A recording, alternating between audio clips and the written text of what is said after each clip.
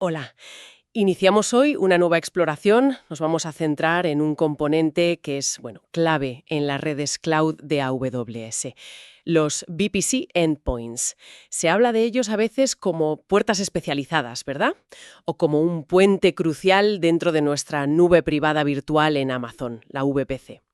Para esta conversación nos basamos en un análisis muy detallado que encontramos en el blog Nivel Epsilon. Han profundizado bastante en este tema. Este episodio se basa en un artículo de nuestro blog, nivelepsilon.com, donde exploramos estos conceptos por escrito y con más detalle. Nuestro objetivo hoy es desentrañar qué son exactamente estos endpoints, entender por qué son tan vitales hoy en día y, claro, cómo funcionan. Y la pregunta central sería algo como: ¿cómo conectamos nuestros servicios dentro de AWS de forma segura, eficiente y sin exponer el tráfico a Internet si no hace falta? Y aquí, fíjate, hay una idea muy interesante que viene del material de origen. Habla del error común, de configurar rutas que sacan tráfico a Internet usando una NAT Gateway y una Internet Gateway. Y esto a veces solo para conectar con servicios de la propia AWS, como S3. El artículo lo compara con algo así como enviar una carta de Nueva York a Nueva York, pero pasando por California. Un rodeo tremendo. Sí, Que además puede tener riesgos. Y los VPC endpoints parece que evitan justo eso. Ok, vamos a desgranar esto. exacto. Ese ejemplo, la verdad, capta muy bien el problema de fondo que resuelven los VPC endpoints. En esencia, son mecanismos que nos permiten crear conexiones privadas, directas, desde nuestra VPC hacia servicios de AWS compatibles. Y ojo, también hacia servicios de terceros que se ofrecen vía AWS Private Link. Pero la palabra clave, como decías, es privada. El tráfico no tiene por qué salir a la red pública, a Internet. Entonces, volviendo a ese escenario, el que puede ser problemático con la NAT Gateway y la Internet Gateway. ¿Cómo cambia la cosa si metemos un VPC endpoint? Imagina que tengo una instancia EC2 en una subred privada que necesita acceder a un bucket de S3. ¿Cuál sería la diferencia en la ruta de red con y sin endpoint? A ver, sin un VPC endpoint para S3, esa instancia, la que está en la subred privada, necesita sí o sí una ruta hacia Internet para poder llegar al endpoint público de S3, el global. ¿Y esto normalmente qué implica? Pues que el tráfico pasa primero por una NAT Gateway, que le da una IP pública, y después por una Internet Gateway, que es la puerta de salida de la VPC a Internet. O sea, el tráfico sale de la red de AWS, viaja por Internet y vuelve a entrar para llegar a S3. Es el rodeo innecesario que comentabas antes. Entiendo. Suena desde luego menos eficiente y potencialmente menos seguro, claro. ¿Y si configuramos el endpoint?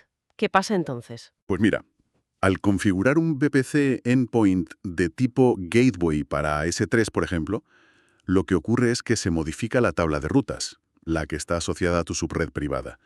Se añade una ruta específica. Y esa ruta le dice al sistema: oye, todo el tráfico que vaya destinado al prefijo de red de S3 en esta región, mándalo directamente hacia el servicio S3, pero usando la red interna de AWS. Así que no hace falta ni NAT Gateway ni Internet Gateway para esa comunicación. Es una conexión, digamos, directa y privada, dentro del ecosistema AWS. Hay que decir que para la mayoría de los otros servicios se usaría un Interface Endpoint. El mecanismo es un poco distinto, pero el objetivo es el mismo: conectividad privada. Vale, queda bastante claro el problema que solucionan. Ahora, si profundizamos un poco en sus características, el material los describe casi como mensajeros de confianza dentro de la red. ¿Qué atributos los hacen tan relevantes? Cierto, hay varios atributos fundamentales. El primero, y el más obvio, es la conectividad privada. Lo que hemos dicho, el tráfico entre la VPC y el servicio de AWS se queda dentro de la red troncal de Amazon, sin exponerse a Internet. Y esto es un pilar para la seguridad. Es como mantener las conversaciones importantes dentro de un sitio seguro. Se mencionaba también algo sobre las direcciones IP públicas, ¿no? Que no hacían falta. Correcto. Las instancias que están en subredes privadas no necesitan tener IPs públicas asignadas para comunicarse con los servicios a través de los endpoints. Pueden usar sus IPs privadas internas. Y esto, claro, añade otra capa de seguridad, de aislamiento. La comunicación es más discreta, sin necesidad de exponer una identidad pública en la red. Además de privados y discretos, se habla de su robustez. La alta disponibilidad y la escalabilidad son características que vienen de serie, digamos. Efectivamente, los VPC endpoints están diseñados como componentes nativos de AWS, y eso significa que son altamente disponibles y escalan horizontalmente, de forma automática. No son un punto único de fallo. AWS gestiona toda la infraestructura por debajo para asegurar que puedan manejar mucho tráfico y adaptarse a la demanda, y sin que nosotros tengamos que intervenir manualmente. Funcionan como una infraestructura de transporte que se amplía sola si aumenta el flujo. Eso suena muy conveniente, la verdad. Y también se destaca su versatilidad. ¿Qué gama de servicios soportan? El artículo nombra S3, DynamoDB, Lambda. La lista es bastante extensa y sigue creciendo además. Cubren un montón de servicios de AWS, desde almacenamiento como S3, bases de datos como DynamoDB o Amazon RDS, sistemas de colas como SQS, computación serverless con Lambda, servicios de monitorización como CloudWatch, APIs gestionadas con API Gateway, bueno, y muchos otros. La analogía que usa el material, esa de ser una navaja suiza de la conectividad privada, pues es bastante acertada, sí. Permiten conectar de forma privada con muchas piezas del ecosistema AWS.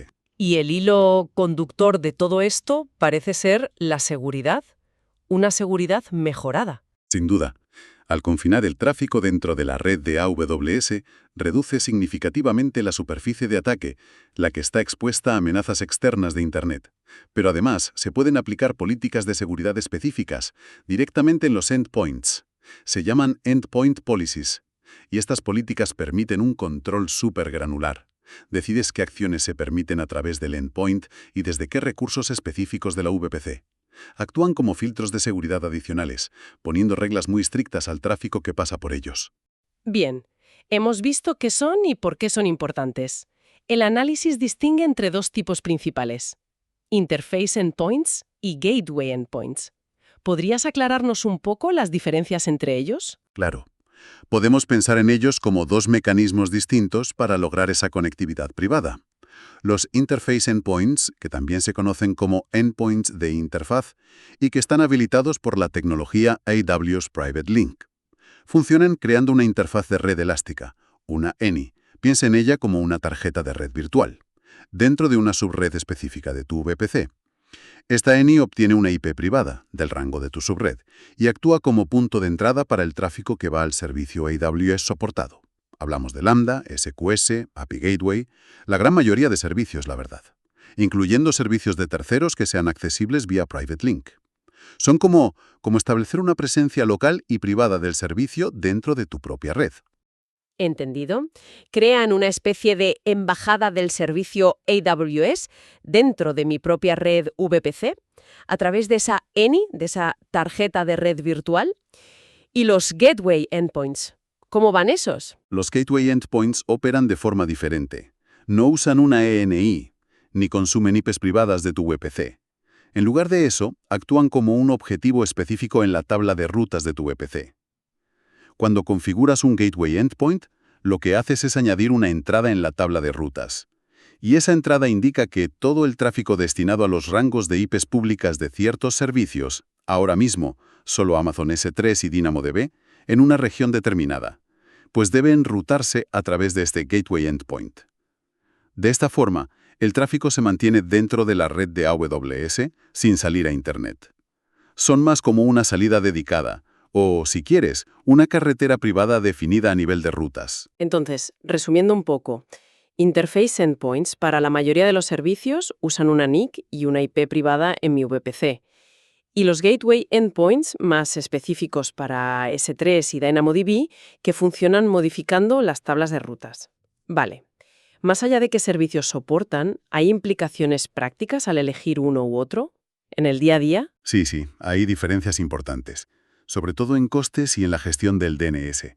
Los Interface Endpoints generalmente tienen un coste por hora por cada endpoint que despliegas, y además un coste por giga de datos procesado. En cambio, los Gateway Endpoints no suelen tener coste por hora asociado, Aunque, ojo, pueden aplicarse los cargos estándar de transferencia de datos de AWS si el tráfico cruza zonas de disponibilidad. Si bien es verdad que el acceso a S3 y DynamoDB dentro de la misma región suele ser gratuito. Y respecto al DNS, con los Interface Endpoints puedes habilitar DNS privado, para que el nombre DNS estándar del servicio AWS, como s3.region.amazonweb.com, resuelva directamente a la IP privada de la ENI dentro de tu VPC. Esto simplifica bastante la configuración de las aplicaciones. Con los Gateway Endpoints, en cambio, las instancias siguen resolviendo el nombre DNS público del servicio. Pero la tabla de rutas intercepta ese tráfico y lo redirige por dentro, a través del endpoint. Una distinción importante, sí. Parece que la elección depende del servicio concreto, claro, pero también de cuánto quieras gastar y de cómo prefieras gestionar la resolución de nombres. Ahora, llevemos esto a escenarios prácticos. El material menciona varios casos de uso. ¿Podrías darnos algunos ejemplos concretos donde los VPC endpoints demuestren de verdad su valor? Por supuesto. Mira, un caso de uso clarísimo es la protección de datos sensibles. Piensa en el sector sanitario o el financiero, para cumplir con regulaciones súper estrictas como HIPAA en salud o PCI DSS en finanzas. Es fundamental asegurar que la información confidencial, datos de pacientes, transacciones bancarias, no viaje por la Internet pública. Usar VPC endpoints para acceder a servicios como S3, donde podrías guardar esos datos, o a bases de datos gestionadas, es prácticamente un requisito para garantizar la privacidad y el cumplimiento. Son esenciales para mantener la confidencialidad. Tiene todo el sentido en esos contextos tan regulados. ¿Y qué me dices de los entornos híbridos? Esos que tienen infraestructura on-premise y también en la nube. Pues son igual de cruciales en esos escenarios. Muchas organizaciones mantienen sus propios centros de datos que necesitan hablar de forma segura con servicios en AWS. Se puede establecer una conexión privada dedicada, como AWS Direct Connect, o una VPN segura site-to-site, entre la red local y la VPC en AWS. Y una vez tienes esa conexión privada, las aplicaciones o sistemas on-prem pueden usar los VPC endpoints para acceder a servicios AWS, S3, SQS, lo que sea, a través de esa conexión privada. El tráfico no tiene que salir a Internet en ningún momento. Facilitan mucho esa comunicación segura entre el mundo on-prem y la nube. Muy útil, desde luego, para migraciones graduales o para arquitecturas que van a ser híbridas a largo plazo. ¿Mencionaba el artículo algo sobre proveedores de software como servicio, de SaaS? Sí. Para los proveedores de SaaS, la tecnología AWS Private Link, que es la base de los Interface Endpoints, ha sido, transformadora. Permite a un proveedor alojar su aplicación SaaS en su propia VPC y exponerla de forma segura y privada a sus clientes. Y los clientes la consumen a través de un Interface Endpoint en sus propias VPCs. Para el cliente, es como si accediera al servicio SaaS como si estuviera alojado dentro de su red, sin tráfico por Internet, sin problemas de solapamiento de IPs y con una conexión unidireccional que se inicia siempre desde el cliente. Es un canal privado y seguro para entregar servicios. ¿Ayuda también con GDPR u otras regulaciones parecidas? Totalmente. Regulaciones como el GDPR en Europa ponen requisitos muy estrictos sobre dónde residen los datos y cómo se transfieren. Al usar VPC endpoints, las organizaciones pueden asegurarse de que el tráfico hacia los servicios de AWS se quede dentro de la red segura de AWS y, potencialmente, confinado a una región geográfica específica. Esto da herramientas adicionales para demostrar el cumplimiento. Aseguras que los datos sensibles no crucen redes públicas o fronteras geográficas que no deben, de forma insegura. Son un componente importante en la estrategia de conformidad, sí. Y un último punto práctico que se toca es la optimización de costes. ¿De qué manera contribuyen a eso, a ahorrar? Principalmente reduciendo o eliminando la necesidad de desplegar y gestionar infraestructura que antes se usaba para que las instancias privadas accedieran a Internet. Solo para llegar a otros servicios de AWS. Por ejemplo, puedes reducir los costes asociados a las NAT Gateways, que tienen coste por hora y por datos procesados. Si resulta que gran parte de ese tráfico era hacia servicios AWS, pues ya no lo necesitas o lo necesitas menos. Además, los costes de transferencia de datos a través de VPC endpoints suelen ser más bajos que los de transferencia hacia o desde Internet. Y en algunos casos, como la comunicación con Interface Endpoints dentro de la misma zona de disponibilidad, la transferencia puede ser incluso gratuita. Ayudan a diseñar arquitecturas más eficientes económicamente. Excelente visión de los casos prácticos.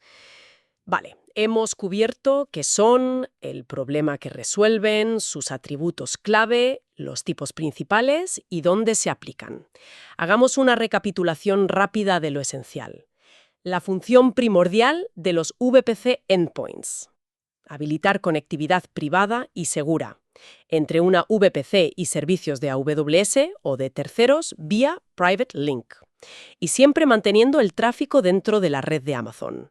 Sus características fundamentales: conectividad privada sin IPs públicas, alta disponibilidad y escalabilidad gestionadas por AWS, soporte para muchísimos servicios y seguridad reforzada con políticas de control. Distinguimos los dos tipos: Interface Endpoints, que usan una ENI, y AWS Private Link para la mayoría de servicios, y Gateway Endpoints, basados en rutas, específicos para S3 y DynamoDB. Y vimos su relevancia en escenarios como proteger datos sensibles, cumplimiento HIPAA-GDPR, integrar entornos híbridos de forma segura, entregar servicios SaaS privadamente y optimizar costes de red. Entonces, ¿qué significa todo esto en el panorama general de la arquitectura cloud? ¿Cuál es la perspectiva más estratégica? Bueno, lo fascinante aquí es que comprender y aplicar bien los VPC endpoints va más allá de ser un mero detalle técnico de redes. Se convierte en un elemento fundamental para construir arquitecturas en la nube que sean por naturaleza más seguras, operativamente más eficientes y, a menudo, más rentables. No son solo una funcionalidad más, ¿sabes? Son una decisión de diseño con implicaciones estratégicas. Te permiten evitar la complejidad innecesaria y, lo que es más importante, el riesgo. El riesgo asociado a exponer tráfico a Internet cuando no es estrictamente necesario. Simplifican la gestión de la seguridad porque reducen la superficie de ataque y pueden mejorar el rendimiento al ofrecer rutas más directas dentro de la infraestructura global de AWS. Dominar su uso es, yo diría, esencial para cualquier profesional que diseñe o gestione infraestructuras serias en AWS. Una perspectiva muy clara sobre su importancia estratégica, sí. Antes de concluir, ¿alguna reflexión final o algo más en lo que pensar para quienes nos escuchan? ¿Algo para darle una vuelta? Sí, una idea para la reflexión. Hemos hablado mucho de la conexión directa, de la seguridad que dan, vale. Pero demos un paso más allá. ¿Cómo puede la elección estratégica entre un Interface Endpoint y un Gateway Endpoint, cuando ambos son posibles, como pasa con S3, influir no solo en la seguridad o el coste directo, sino también en aspectos como la latencia que perciben las aplicaciones críticas que dependen de ese servicio, o cómo puede afectar a los patrones de costes del tráfico de datos dentro de AWS? Por ejemplo, el tráfico que cruza entre distintas zonas de disponibilidad al usar un Interface Endpoint. Eso tiene un coste. Y, conectándolo con una visión de seguridad más amplia, ¿cómo encajan estos componentes que promueven conexiones privadas y controladas por defecto dentro de una filosofía de red de confianza cero, de Zero Trust, aplicada al propio ecosistema cloud? Invito a pensar en los endpoints no solo como simples conectores, sino como piezas clave en la construcción de perímetros de seguridad mucho más granulares, más dinámicos, dentro de nuestra infraestructura en la nube. Una pregunta muy interesante para seguir explorando desde luego. Definitivamente, la elección técnica tiene implicaciones profundas, en rendimiento, en coste y en la postura general de seguridad. Gracias por compartir esa perspectiva tan valiosa. Y con esta reflexión llegamos al final de nuestra conversación de hoy. Esperamos que este análisis sobre los AWS VPC Endpoints haya sido útil e interesante. Si alguien desea profundizar en todo lo que hemos comentado hoy, recuerda que tienes el artículo completo en el blog. He dejado el enlace directo en la descripción de esta grabación para que puedas consultarlo. No dejes de visitarlo en nivelepsilon.com. Gracias por acompañarnos. Hasta la próxima.